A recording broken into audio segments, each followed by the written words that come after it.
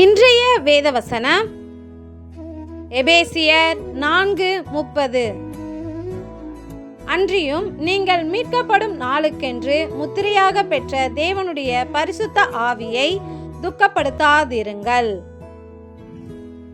ஆம், நம்மை பரலோகம் சேர்க்கும்படி ஆவியானவர் தாமே நமக்கு முத்திரையாக இருக்கிறார். எனவே நமக்கு முத்திரையாய் இருக்கும் ஆவியானவரை நாம் துன்பப்படுத்தக்கூடாது. வேதம் சொல்லுகிறது, மற்ற புறஜாதிகள் தங்கள் வீணான சிந்தையிலே நடக்கிறது போல நீங்கள் இனி நடவாமல் இருங்கள் என்று.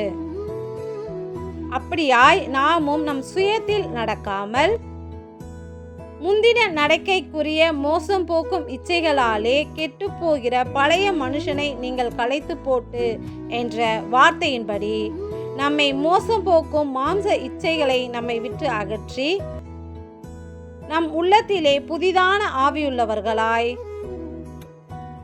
மெய்யான நீதியிலும் பரிசுத்தத்திலும் தேவனுடைய சாயலாக சிருஷ்டிக்கப்பட்ட புதிய மனுஷனை தரித்து கொள்ளுங்கள் என்ற வார்த்தையின்படி தேவ சாயலான நம் கர்த்தராகிய கிறிஸ்துவை தரித்து கொண்டு நம் சுயத்தில் நடவாமல் நம் கிறிஸ்துவின் சித்தத்தில் நடந்தால் நமக்கு முத்திரையாய் இருக்கும் பரிசுத்த ஆவியானவரை துக்கப்படுத்த மாட்டோம். இந்த உலகத்திலும் பரலோகத்திலும் எங்கள் முத்திரையாய் இருக்கும் எங்கள் பரிசுத்த ஆவியானவரே, உமக்கு நன்றி செலுத்துகிறோம்.